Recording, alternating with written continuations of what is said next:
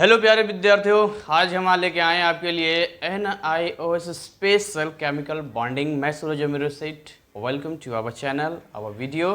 And आज हम next topic बात करेंगे केमिकल बॉन्डिंग पे।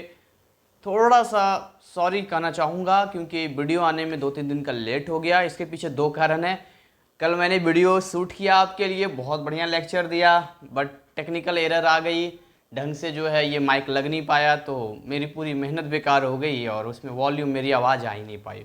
सो आई डिसाइडेड कोई बात नहीं, इसको शॉर्ट में करेंगे। और आपके लिए मैं देखिए अभी 2 दिनों से बेहतरीन नोट्स बनाया है मैंने, ताकि बेहतरीन तरीके से, बहुत सारे लोगों ने कमेंट किया था कि सर डिटेल में बताइए, नो शॉर्टकट।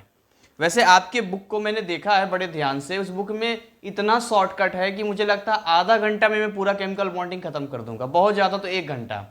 बट अगर मैं डिटेल में जाऊंगा, उन्होंने बहुत कहा प्लीज़ सर डिटेल में आपको करना है, तो डिटेल में करने के लिए मैंने अलग अलग किताबें से, अलग अलग सोर्स से मैंने अलग अलग पॉइंट उठाए, उनका व्यू उठाया, उनकी चीज़ों को अंडरस्टैंड और ईजी तरीके से कैसे आप तक बताया जाए, इसके लिए एक नोट्स बनाई और उसके बाद आप तक मैं ये वीडियो लेकर आया हूँ। और एक चीज़ मैं आपको ये कहना चाह रहा हूँ कि आपके डिस्क्रिप्शन बॉक्स में एक लिंक दिया गया होगा, उस पर जाइए और उस लिंक पे जाने के बाद आपको करना क्या है, how to write electronic configuration, quantum number क्या होता है। जिन लोगों ने कहा था कि सर जो एटॉमिक स्ट्रक्चर का पार्ट 5 नहीं आया है, तो आप एटॉमिक स्ट्रक्चर का पार्ट 5 भी उसमें आपका पूरा हो जाएगा।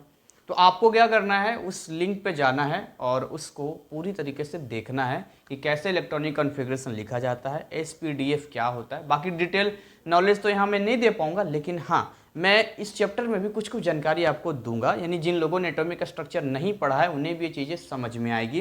बट यदि आप चाहते हैं कि बेहतर तरीके से आपको सारे टॉपिक समझ में आए, तो केमिस्ट्री में आपको इलेक्ट्रॉनिक कॉन्फ़िगरेशन लिखना आना चाहिए। सो आइए स्टार्ट करते हैं। 2 तरह की बॉन्डिंग छूट गई थी, एक बॉन्डिंग थी कोऑर्डिनेट बॉन्ड और दूसरा था hydrogen bond. So let's start the first of all coordinate bond. क्या होता है कोऑर्डिनेट बॉन्ड? इसको डेटिव बॉन्ड के नाम से जानते हैं। बहुत आसान होता है, इसमें कुछ नहीं होता है। इसमें होता क्या है कि कोई एक एटम अपना लोन पेयर देता है, यानी कि एक पेयर देता है, इलेक्ट्रॉन का एक पेयर किसी दूसरे वाले को देता है। और जब इसको डोनर कहते हैं, देने वाले को। ये जैसे आप NH3 आप देख लो, तो NH3 में आप क्या देख रहे हो, यहाँ हाइड्रोजन, यहाँ हाइड्रोजन, यहाँ हाइड्रोजन, ऑलरेडी NH3 है, और यहाँ पर जो है एक लोन पेयर इसका बच गया। तो इसका जो एक लोन पेयर बच गया, ये B को देगा, बोरोन को देगा। क्यों बोरोन को देगा? जब हम BF3 की बात करते हैं तो फ्लोरीन तो एक एक लेके कंप्लीट कर लेता है, अपना स्टेबिलिटी ले आता है, लेकिन बोरोन का 2 2 4 दे 6 होना चाहिए 8, लेकिन ये 6 इलेक्ट्रॉन अनस्टेबिलिटी आता है। ये चाहता है कि कोई 2 इलेक्ट्रॉन इसको दे दे, और जिस बॉन्ड में 2 इलेक्ट्रॉन इकट्ठा एक ही आइटम देता है, डेट्स कोऑर्डिनेट बॉन्ड उसको कहते हैं। तो स्ट्रक्चर सेम होगा। जब ये लोन पेयर इसको देगा तो ये एरो की तरह डिसाइड करेंगे। अब तक हम बॉन्ड को सिंगल लाइन से डिनोट करते थे, अब हम एरो से डिनोट करेंगे। This is the coordinate bond, जिसको डेटिव बॉन्ड कहते हैं। ये हो गया डोनर, ये डोनर हो गया, और ये एक्सेप्टर हो गया, बस। और ये इस तरह का स्ट्रक्चर आपका बन गया। अगर हम बात करें NH अमोनिया की बात करें, NH4+ की बात करें, तो लेट्स स्टार्ट। यहाँ देखो ये N है, ये H है, ये H है, और ये H है। NH3, यहाँ देखो H+ है। H+ क्या चाहता है? हाइड्रोजन के पास ऑलरेडी कितने इलेक्ट्रॉन होते हैं? How many electron have hydrogen? कितने इलेक्ट्रॉन होते हैं? हाइड्रोजन के पास केवल 1 इलेक्ट्रॉन होता है, और वो चाहता है कि 1 इलेक्ट्रॉन और मिल जाए। पर यहाँ तो हमने H+ लिया है, लेकिन इसके पास तो एक भी इलेक्ट्रॉन नहीं है, H+ है ये। H+ का मतलब क्या हो गया कि इसको 2 इलेक्ट्रॉन चाहिए, और ये 2 इलेक्ट्रॉन कहाँ से ले लेगा? तो इसका जो लोन पेयर बचा है ना, ये लोन पेयर, इस लोन पेयर से ले लेगा। इसको एक एरो से दिखा देंगे, दैट्स द कोऑर्डिनेट बॉन्ड। जय श्री राम, कंप्लीट। नेक्स्ट हम बात करते हैं हाइड्रोजन बॉन्ड। हाइड्रोजन बॉन्ड का मतलब क्या होता है? जब हाइड्रोजन और इलेक्ट्रोनेगेटिव एलिमेंट जैसे फ्लोरीन, ऑक्सीजन, समझ रहे हो, और फ्लोरीन हो गया, ऑक्सीजन हो गया, नाइट्रोजन हो गया, इनके बीच में इंट्रैक्शन होता है, डेट्स हाइड्रोजन बॉन्ड। मतलब हाइड्रोजन के साथ इंट्रैक्शन होगा तो डेट इज हाइड्रोजन बॉन्ड कहलाएगा वो। तो यहाँ पर 2 तरह के हाइड्रोजन बॉन्ड होता है, एक होता है इंटरमोलिकुलर H बॉन्ड और एक होता है इंट्रामोलिकुलर H बॉन्ड। जब हम बात करते हैं इंटरमोलिकुलर का, तो इंटरमोलिकुलर का मतलब अलग अलग, जैसे इंटर पढ़ते हैं ना 11th 12th, अलग अलग। इंटरसिटी अलग अलग, इंटरसिटी बस यानी अलग अलग स्टेट में जाएगा। और इंट्रामोलिकुलर का मतलब क्या हो गया? एक ही मॉलिक्यूल के अंदर लगेगा। तो जैसे अगर हम इंटरमोलिकुलर की बात करते हैं, जैसे HF hydrogen fluoride, H2O C2H5OH, जैसे ये HF है, ये HF है, ये HF है, तो कैसे लगेगा यहाँ पे? तो यहाँ देखो ये जो फ्लोरीन है और ये हाइड्रोजन है, 3 डॉट लगाएंगे, this is the डिनोशन of hydrogen bond. यहाँ देखो 3 डॉट लगाएंगे, this is the डिनोशन of hydrogen bond. तो ये तो डिफरेंट अलग अलग मॉलिक्यूल्स में लग गया। बट अगर हम बात करते हैं एक ही मॉलिक्यूल्स के अंदर, जैसे ओ नाइट्रोफिनॉल, यहाँ पर देखो ओ नाइट्रोफिनॉल में इस वाले कार्बन पर OH अटैच है, इस वाले कार्बन पर जो है N डबल बॉन्ड O और एक कोऑर्डिनेट बॉन्ड O लगा हुआ है। सो यहाँ पर जो O के बगल में H है और ये जो N से आपका डेटिव बॉन्ड से कोऑर्डिनेट बॉन्ड से कनेक्टेड O है, इनके बीच में लग जाता है हाइड्रोजन बॉन्डिंग, यहाँ पर लग जाता है हाइड्रोजन बॉन्डिंग। तो दिस इज द इंट्रामोलिकुलर। या सैलिसाइक्लिडिहाइड में अगर बात करें तो यहाँ पर COOH और इस कार्बन पर OH, इसका H और इसके O के बीच में लग रहा है। दिस इज द एक ही मॉलिक्यूल के अंदर है।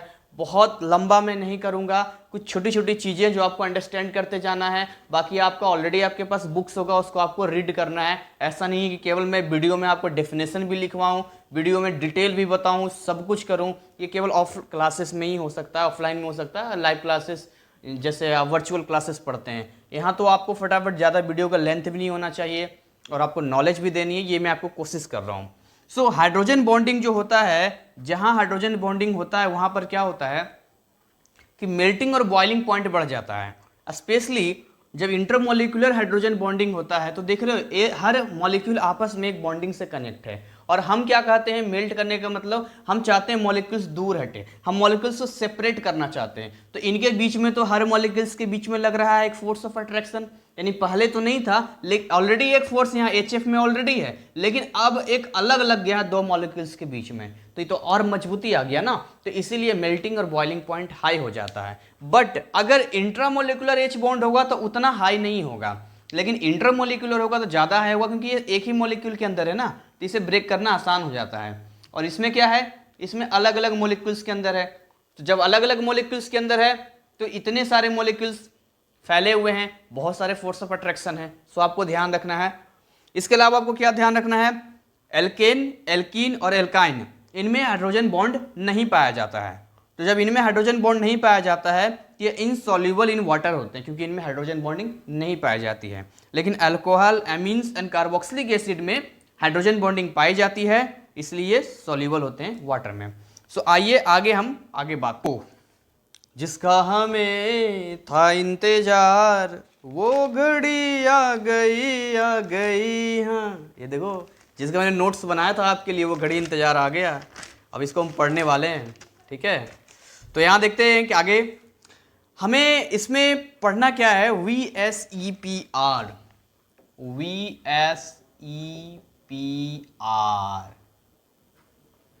अब कहेंगे क्या है ये, valence shell electron pair repulsion. Valence shell electron pair repulsion. पता है पूरी केमिस्ट्री में ना, पूरी केमिस्ट्री में इस इलेक्ट्रॉन की वजह से ना पूरा का पूरा सिस्टम फैला हुआ है, इलेक्ट्रॉन की वजह से। क्यों भाई, इलेक्ट्रॉन ही सारी फसाद की जड़ है, क्योंकि इलेक्ट्रॉन का मूवमेंट होता है तो आयनिक बॉन्ड बन जाता है, इलेक्ट्रॉन का शेयरिंग होता है तो कोवैलेंट बॉन्ड बन जाता है। जब कोई एक एटम अपना एक पेयर ऑफ इलेक्ट्रॉन देता है तो उसको कोऑर्डिनेट बॉन्ड कहते हैं। अजीब व तरीब है, इसके ऊपर बहुत सारे थ्योरीज हैं, बहुत सारे ऊपर अलग अलग साइंटिस्टों ने अलग अलग एक्सपेरिमेंट्स किया है। अगर आप इलेक्ट्रॉन से अच्छी दोस्ती कर लो ना मेरे दोस्त, केमिस्ट्री बहुत शानदार हो जाएगी। केमिस्ट्री समझने में कभी ना कोई तकलीफ होगी ना कभी कोई दिक्कत होगी। सो यहाँ पर क्या है, हमें पढ़ना है valence shell electron pair repulsion. Repulsion का मतलब क्या होता है? अच्छा मुझे एक बात बताओ, यहाँ आपने देखा है कई बार ऐसा होता है जब एक लेवल के दो लोग होते हैं तो आपस में रिपल्सन करते हैं, या माइनस माइनस होता है तो आपस में रिपल्सन करता है, प्लस प्लस होता है तो रिपल्सन करता है। अब यहाँ पर इलेक्ट्रॉन है और यहाँ इलेक्ट्रॉन है, अब ये कह रहा है इसको ऑलरेडी मैं माइनस चार्ज हूँ, इसको ये रिपल्सन दे रहा है, इसको ये रिपल्सन दे रहा है, इसलिए दोनों को क्या कर दिया जाता है, दूर थोड़ा कर दिया जाता है। तो जैसे मॉलिक्यूल्स होते हैं वैसे तो आपको सिंपल हम लिख देते हैं, जैसे CH4 हो गया, H2O हो गया, SF6 हो गया, बहुत सारे मॉलिक्यूल्स है जिससे सिंपल दे देते हैं, लेकिन उनका स्ट्रक्चर बनता है, यानी कि कोई पिरामिडल शेप में जाता है, कोई ट्रायंगुलर शेप में जाता है, कोई प्लेन में आता है। अब हमें लगता है ये तो एकदम सीधा ऐसे होना चाहिए था, लेकिन कभी देखते हैं 109 डिग्री एंगल हो जाता है, किसी का 120 डिग्री एंगल हो जाता है, किसी का 180 डिग्री एंगल हो जाता है। तो ये सब पता क्यों होता है? ये रिपल्सन को कम करने के लिए होता है। यहाँ भी इलेक्ट्रॉन है, यहाँ भी इलेक्ट्रॉन है। अब ये वाला इलेक्ट्रॉन जब साथ में रहेगा तो ये इसको रिपेल करेगा, ये इसको रिपेल करेगा, परेशान हो जाएगा बीच वाला सेंट्रल एटम। अब वो यहाँ खड़ा है, इधर से भी रिपल्सन आ रही है, यहाँ से भी रिपल्सन आ रही है, बड़ी परेशानी हो जाएगी। तो यहाँ पर क्या होता है, रिपल्सन थ्योरी साइंटिस्टों ने दिया है, valence shell electron pair repulsion. इसमें कुछ चीजें उन्होंने पोस्टुलेट्स बताया है। नंबर 1 बताया है कि both bonding and non bonding electron pairs around the central atom in a molecule arrange themselves in space in such a way that they minimize their mutual repulsion, blah blah blah blah blah. पता नहीं sir आपने क्या बोला, कुछ नहीं समझ में आया, तो हम समझाते हैं आपको वही जो अब तक आपको समझा रहे थे। एक सेंट्रल एटम होता है, सेंट्रल एटम होता है, आपने देखा होगा जैसे मैं CH4 बनाता हूँ, तो CH4 में ये H है, इधर H है, ये H है। तो आप क्या देख रहे हो, ये जो बीच वाला आपको दिख रहा है ना, ये बीच वाला, this is called the central atom. और सेंट्रल एटम क्या करता है, अपने आप को अगल बगल के इलेक्ट्रॉन के रिपल्सन को कम करने के लिए एक शेप ले लेता है, एक स्ट्रक्चर ले लेता है, और इसी स्ट्रक्चर के हिसाब से अलग अलग शेप, अलग अलग स्ट्रक्चर पे हम काम करते हैं। तो ये जो VSEPR थ्योरी है ना, पहली चीज तो यही आपको बोल रहा है कि चाहे वो बॉन्डिंग हो या नॉन बॉन्डिंग हो, यानी कि चाहे देखो कई बार होता है कि बॉन्डिंग का मतलब ये देखो जैसे कार्बन का ये और ये बॉन्डिंग में पार्टिसिपेट कर रहा है। कई बार एक्स्ट्रा, जैसे NH3 के केस में मैंने बताया था, ये N है, इसके पास एक लोन पेयर रह जाता है, बाकी जो H है, ये H और ये H, तो ये वाला जो रह गया ये नॉन बॉन्डिंग इलेक्ट्रॉन हो गया। ये bonding electron, bonding electron, bonding electron, this is the non bonding electron. अब क्या होगा, अब भाई साहब यही होगा कि ये वाला इसके साथ रिपल्सन करेगा, ये इसके साथ रिपल्सन करेगा, इसलिए अपना शेप और अपना स्ट्रक्चर ये चेंज कर देंगे थोड़ा सा अपने हिसाब से। भाई तू अपना इधर दूर रहो, ए भाई इधर दूर रहो, कोई झगड़ा झंझट करने का जरूरत नहीं है, कोई टेंशन लेने का जरूरत नहीं है। तो इसीलिए अलग अलग मॉलिक्यूल्स का अलग अलग शेप होता है, इसी के हिसाब से हम थोड़े से बात करेंगे। अब तक आपको लोन पेयर तो क्लियर हो गया होगा, बॉन्ड पेयर भी क्लियर हो गया होगा। लोन पेयर वो होता है जो पेयर में होता है, और वो नॉन बॉन्डिंग होता है, यानी बॉन्डिंग में पार्टिसिपेट नहीं करता, उससे कोई बॉन्ड नहीं बनता है, लेकिन होता बड़ा खुराफाती है तो इलेक्ट्रॉन ही। जैसे दो बच्चे घर में हो तो शैतान कर करके दिमाग खराब कर देते हैं, वैसे ये दोनों होते हैं रिपल्सल करते रहते हैं बेचारा। देखो यहाँ पर, देखो यहाँ वाला जो इलेक्ट्रॉन है, मैं रेड पेन से आपको दिखाता हूँ ताकि आपको समझ में आए, बड़ा इंटरेस्टिंग टॉपिक है, समझोगे तो मजा आ जाएगा। ये देखो ये वाला इलेक्ट्रॉन है, ये वाला इलेक्ट्रॉन है, ये इलेक्ट्रॉन है, ये इलेक्ट्रॉन है, ये इलेक्ट्रॉन, ये इलेक्ट्रॉन है। अब ये तो बेचारा बॉन्डिंग में है, कामकारी आदमी है, ये भी बॉन्डिंग में है, ये फालतू में बैठा हुआ है। अब ये फालतू में बैठा हुआ है, इसके पास भी माइनस चार्ज, ये भी माइनस चार्ज, एक तो ऑलरेडी ये दोनों एक जगह इकट्ठा कर रखा है, बड़ी बात है। ये बगल वाले को रिपेल करेगा, कुछ नहीं होगा तो धक्का देगा, चल इधर हट, बोलेगा हमको क्या परेशान कर रहे हो, ये फिर इधर देगा।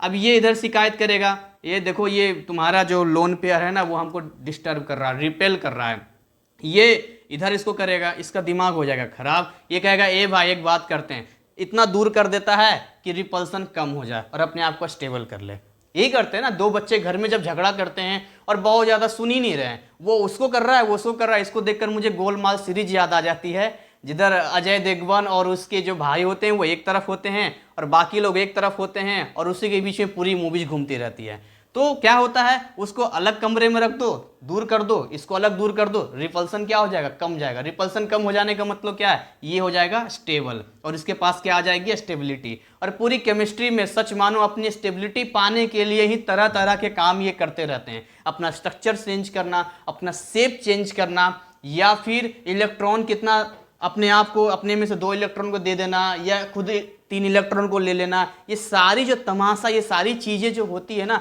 अपने आप को स्टेबिलिटी में लाने के लिए होती है। आम लाइफ में भी तो हम करते हैं। आम लाइफ में क्या करते हैं, आप मुझे एक बात बताओ, किसी का बहुत सर दर्द करता हो, डॉक्टर ने कहा कि अगर आप अपना बाल हटा दो, टकला हो जाओ, तो गंजे हो जाओ, तो आपके क्या है, सर दर्द गायब हो जाएगा। तो क्या करेगा, नाई के पास जाएगा, और नाई के पास जाने के बाद क्या करेगा, बाल उड़ा देगा, टकला हो जाएगा। यही होगा ना। वैसे यहाँ पर भी केमिस्ट्री में वही तो होता है। ये सोडियम है, सोडियम के पास एक इलेक्ट्रॉन है जो इसको डिस्टर्ब करता है, कहता ना रहेगी बांस ना बाजो की बांसुरी, एक इलेक्ट्रॉन हटाया और Na+ बना दिया। यहाँ पर ये रिपल्सन क्रिएट कर रहा है तो अपने आप को स्ट्रक्चर चेंज कर दे रहा है। तो सारा का सारा जो खेल है वो स्टेबिलिटी को पाने के लिए ही हो रहा है। तो ये एक चीज तो क्लियर हो गई आपकी, जो मैंने आपको क्लियर कर दिया। अच्छा, दूसरा हम पढ़ लेते हैं। दूसरा ये कहते हैं कि लोन पेयर लोन पेयर का जो रिपल्सन होता है वो सबसे ज्यादा रिपल्सन होता है। देखिए मैं आपको एक चीज क्लियर कर दूं, अगर कोई एटम ए है और इसके पास दो लोन पेयर हो, यानी एक लोन पेयर यहां पर हो और एक लोन पेयर यहां पर हो, और ये बी से ऐसे इस तरह से मान लीजिए कनेक्ट हो, तो यहां पर क्या होगा कि जो लोन पेयर का रिपल्सन होगा सबसे हाई रिपल्सन होगा, क्योंकि ऑलरेडी इस लोन पेयर में 2 इलेक्ट्रॉन है और इसके बगल वाले इलेक्ट्रॉन में 2 इलेक्ट्रॉन है। घमासान हो जाएगा, घमासान का मतलब युद्ध का माहौल तैयार हो जाएगा और यहां पर सेंट्रल एटम हो जाएगा डिस्टर्ब। इसलिए लोन पेयर और लोन पेयर के बीच का जो रिपल्सन है सबसे हाई रिपल्सन होता है। इसके कम थोड़ा होता है लोन पेयर और बॉन्ड पेयर का। लोन पेयर बॉन्ड पेयर का, जैसे ये लोन पेयर है और ये बॉन्ड पेयर है, तो लोन पेयर बॉन्ड पेयर का कम होता है और सबसे कम होता है बॉन्ड पेयर और बॉन्ड पेयर का सबसे कम रिपल्सन। ये आपका बॉन्ड पेयर हो गया और ये आपका बॉन्ड पेयर हो गया। जैसे कि यहाँ वाला इलेक्ट्रॉन है और यहाँ वाला इलेक्ट्रॉन है, इनके बीच में जो रिपल्सन होगा ये अपने आप को इस तरह से दूर करेंगे तो बॉन्ड पेयर का रिपल्सन कम होता है। तो ये 2 थ्योरीज थे जो आपके सामने। पहली चीज कि रिपल्सन को कम करने के लिए अपने दूरी को क्या करेंगे, अपने आप को मिनिमाइज मतलब रिपल्सन को मिनिमाइज करना चाहेंगे, और जैसे रिपल्सन को मिनिमाइज करना चाहेंगे तो ऑब्वियसली इनका डिस्टेंस बढ़ जाएगा। और दूसरा चीज बताया कि देखो जी लोन पेयर में सबसे ज्यादा कहते हैं ना कि कौन सा बच्चा सबसे ज्यादा शरारती है और किस गैंग में सबसे ज्यादा अलर्ट होने की जरूरत है, तो कहा जब लोन पेयर साथ में होगा ना तो सावधान रहना, क्योंकि वहां पर सबसे ज्यादा रिपल्सन होने का खतरा है और बढ़िया से घमासान होगा, माहौल एकदम गजब बन जाएगा। और जब लोन पेयर बॉन्ड पेयर होगा तो थोड़ा सा कम होगा, और जब बॉन्ड पेयर होगा तो सबसे कम होगा। तो इस तरीके से ये आपका जो VACPR थ्योरी कंप्लीट होती है। कुछ एग्जाम्पल्स इसमें हैं जो मैं आपको बताना चाहूँगा और टाइप भी बताना चाहूँगा किस टाइप के मॉलिक्यूल होते हैं। तो इसको मैं एक बार मिटा देता हूँ और मिटाने के बाद बताता हूँ मैं कि किस तरीके से मिनिमाइज करते हैं अपने रिपल्सन को। जैसे देखिए कई तरह के मॉलिक्यूल के टाइप होते हैं। अगर मैं बात करूं तो एक टाइप है AB2। ध्यान दीजिएगा मैं AB2 लिख रहा हूं। AB2 का मतलब A जो है वो सेंट्रल एटम है, सेंट्रल में रहेगा, और B इर्द गिर्द रहेगा। तो अगर मैं इसको बनाऊंगा तो ये कुछ इस तरीके से बन जाएगा, यहाँ B होगा, यहाँ A होगा और यहाँ B होगा। इस तरह का जो स्ट्रक्चर बनता है ये लीनियर शेप में बनता है। देख रहे हैं, ये लीनियर शेप में बनता है। और इनमें अगर नंबर ऑफ इलेक्ट्रॉन पेयर्स की बात करें तो देखिए एक पेयर तो यहाँ हो रहा है और एक पेयर यहाँ हो रहा है, यानी यहाँ पर नंबर ऑफ इलेक्ट्रॉन पेयर की बात करें तो 2 पेयर ऑफ इलेक्ट्रॉन है जो बॉन्डिंग में पार्टिसिपेट कर रहा है, और ये जो है लीनियर फॉर्मेट में आ रहा है, लीनियर बन रहा है, यानी यहाँ जो बनेगा ये बनेगा 180 डिग्री का बनेगा। इस तरह AB2 ये एक जनरल मैंने लिया है। इस तरह के कुछ मॉलिक्यूल्स आपके सामने आएंगे, जैसे कि BeF2, जैसे कि BeCl2, जैसे कि ZnCl2, जैसे HgCl2। ये कुछ एग्जाम्पल्स हैं जो इसी तरीके से फॉलो करते हैं, इसी ट्रेंड को फॉलो करते हैं। जैसे अगर मैं BeCl2 का बनाऊं तो आप देखिए जो है बेरिलियम क्या होता है, Be की बात करूं तो हाइड्रोजन, हीलियम, लिथियम, बेरिलियम, तो 4 नंबर पे आता है। 4 नंबर के आने का मतलब इसका जो इलेक्ट्रॉनिक कॉन्फ़िगरेशन है वो बनता है 2 और 2 का। तो 2 और 2 का मतलब है इधर Cl ले लेता हूं मैं और इधर Cl ले लेता हूं, तो क्लोरीन ऑलरेडी 17 पे आता है। 17 का मतलब है आउटर मोस्ट शेल में 7 इलेक्ट्रॉन होगा, तो 1 2 3 4 5 6 और 1 7। और इसका जरा देखिए यहाँ पर 1 2 3 4 5 6 और ये 7। बेरिलियम का तो आउटर मोस्ट का दिखाना है तो यहाँ पर कर दिया और यहाँ पर कर दिया। तो इस तरह से जो बॉन्डिंग बनेगी पार्टिसिपेशन में वहाँ कुछ इस तरीके से बनेगी कि आप B यहाँ पर होगा, सॉरी B यहाँ होगा, BeCl ये हो गया, Cl ये हो गया और ये 180 डिग्री का एंगल बन गया। इसी तरीके से BeF2, ZnCl2, HgCl2 बनेगा। एक और टाइप होता है AB3, ये भी एक टाइप है। AB3 में क्या होगा, एक सेंट्रल एटम होगा, उसके इर्द गिर्द 3 अदर एटम होंगे। और यहाँ पर अगर हम बात करें तो ये अब लीनियर में नहीं आएगा, क्योंकि ये अब इस तरीके से बन जाएगा, ये A हो गया, ये आपका B हो गया, ये आपका B हो गया और ये आपका B हो गया। तो इसको जरा आप ध्यान से देखेंगे तो ट्राइगोनल जैसा बन गया है, ट्रायंगल जैसा बन गया है, ट्राइगोनल जैसा बन गया है, बट ये एक प्लेन में है, तो इसको हम क्या बोलेंगे, प्लेनर ट्राइगोनल बन गया, ये प्लेनर ट्राइगोनल बन गया है। बहुत फास्ट करना पड़ रहा है, आपको समझाते हुए निकलेंगे हम। तो ट्राइगोनल, प्लेनर ट्राइगोनल बन रहा है। इसमें अगर आप देखेंगे कितने number of pair of electron participate कर रहा है, तो एक पेयर यहाँ पर कर रहा है, एक पेयर यहाँ कर रहा है और एक पेयर यहाँ कर रहा है, यानी 3 पेयर्स ऑफ इलेक्ट्रॉन है जो यहाँ पर पार्टिसिपेट कर रहा है। नेक्स्ट अगर मैं बात करूँ तो यहाँ पर, यहाँ जो एंगल ये बनता है 120 डिग्री का बनता है, 360 डिग्री होता है प्लेन में, तो 120, 120 और 120 कौन कौन फॉलो करेगा, तो जैसे आप BF3 को देख लो, एक यहाँ, यहाँ और यहाँ। तो ये अगेन मैं बता दूं, इन्होंने 120 डिग्री ही क्यों लिया है, क्योंकि ये कोशिश करते हैं जितने दूरी पर, ऐसा नहीं है फैलाने को तो पूरा फैला दे ऐसा करके, लेकिन नहीं, उतना ही फैलाते फैलाते फैलाते फैलाते फैलाते उतना ही ले जाते हैं जहां पर लगता है कि हाँ यहाँ पर रिपल्सन बिल्कुल कम गया है, अब हमें इससे आगे बढ़ने की जरूरत नहीं है। तो जब ये 120 डिग्री पे मूव करते हैं तो यहाँ पर देखो ये 120 डिग्री पर है, ये 120 डिग्री पर है, ये 120 डिग्री पर है। अब इनके बीच के इलेक्ट्रॉन के बीच की जो रिपल्सन है वो काफ़ी कम हो चुका है, और रिपल्सन कम होने की वजह से जो है आप देखेंगे कि ये स्टेबिलिटी में आ जाता है। अगला अगर मैं बात करूं तो ये हो गया AB4। AB4 कैसा बनेगा, ये टेट्राहेड्रल बनता है। टेट्राहेड्रल का मतलब वो ये होता है कि देखिए ये A है और यहाँ पर B है, ये B है, ये B है और एक ऊपर B है, यानी नीचे एक प्लेन जैसा बन रहा है, नीचे ऐसे, नीचे एक प्लेन जैसा बन रहा है और ऊपर एक B है। तो यहाँ से ऐसे करके आप मिलाएंगे, ऐसे करके इस चीज़ को ऐसे मिलाएंगे तो ये एक ऐसे बनेगा, टेट्राहेड्रल शेप इसको बोलते हैं। ये टेट्राहेड्रल शेप में तैयार होता है और इनके बीच का जो एंगल जाता है ये जाता है 129 डिग्री 28 मिनट का जाता है। तो ये टेट्राहेड्रल शेप में चला गया आपका। और भी बहुत सारे इस पर आप कर सकते हैं, जैसे कि CH4 इसी में जाता है।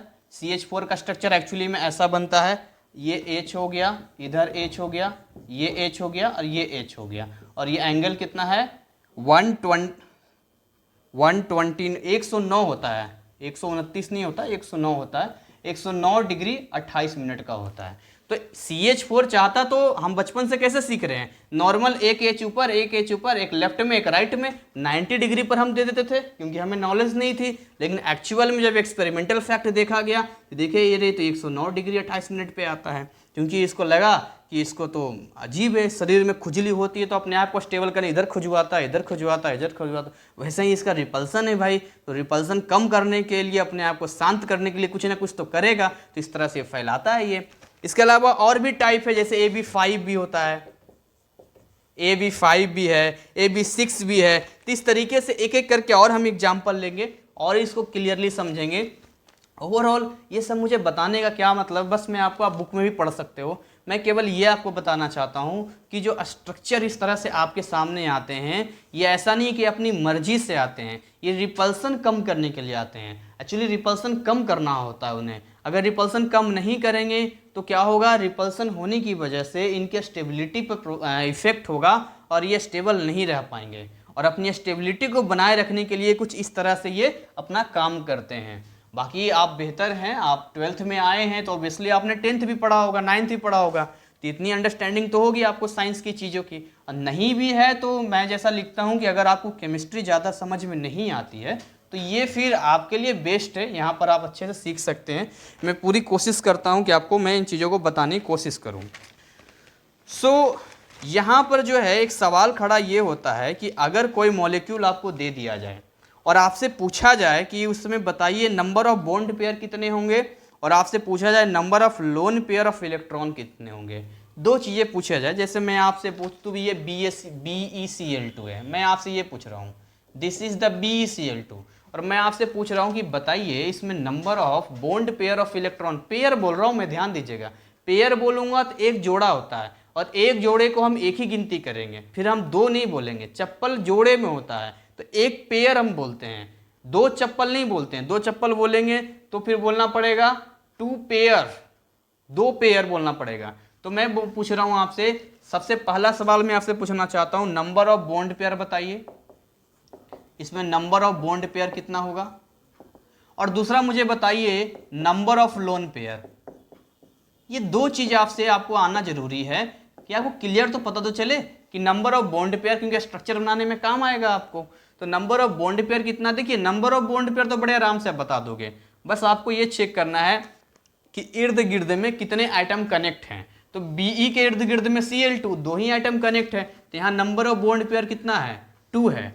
और अगर नंबर ऑफ लोन पेयर की बात करें तो इसका एक फॉर्मूला होता है, उस फॉर्मूले को मैं यहाँ लिख देता हूं। ये फॉर्मूला होता है half of valence electrons of central atom minus number of atoms bonded. बहुत इजी फॉर्मूला है, कोई हार्ड नहीं है, बस आपको ये चेक करना है। ये हाफ लिख दिया, valence electron of central atom, तो सेंट्रल एटम कितना वैलेंस इलेक्ट्रॉन है? तो ये Be जिसका एटॉमिक नंबर 4 है, तो अगर बांटेंगे K और L में तो 2 और 2 जाएगा, यानी आउटर मोस्ट सेल का ही वैलेंस इलेक्ट्रॉन बोलते हैं। तो वैलेंस इलेक्ट्रॉन सेंट्रल एटम कितना है? 2 है। और नंबर ऑफ एटम्स बॉन्डेड इर्द गिर्द में कितने हैं? 2 हैं।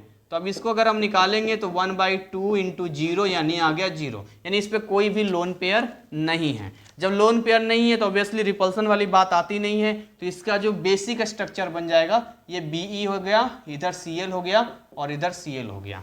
बाकी आप अपने बुक में पढ़ना, बहुत सारे इसमें दिया गया, जैसे कि BF3 का दिया गया है, CH4 का आप निकाल सकते हो, जैसे कि आप NH3 का निकालो। मैं आपसे बोलूँ NH3 का आप बताइए, NH3 का बताइए आप मुझे। तो NH3 में आप देखोगे सेंट्रल एटम है नाइट्रोजन, और नाइट्रोजन का इलेक्ट्रॉनिक कॉन्फ़िगरेशन 7 नंबर पर है, तो K और L में डिस्ट्रीब्यूट करेंगे तो 2 और 5 होता है, यानी ये जो 5 है ये इसका वैलेंस इलेक्ट्रॉन है। तो अगर नंबर ऑफ बॉन्ड पेयर की इसमें बात करूं मैं, इसमें नंबर ऑफ बॉन्ड पेयर कितना होगा?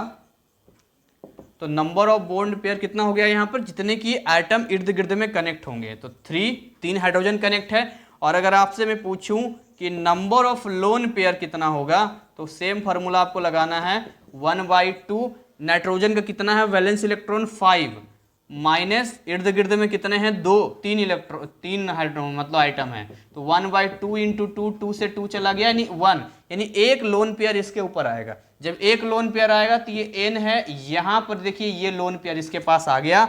जब लोन पेयर इसके पास आ जाएगा तो ऑब्वियसली ये इसको इस तरीके से कितना 103 है यहाँ पर H और H 107 डिग्री एंगल पर जो है एक इस तरह से इसको कर देगा, 107 डिग्री पे इस तरह से कर देगा। तो स्ट्रक्चर से मतलब इसका चेंज हो गया, शेप चेंज हो गया इसका।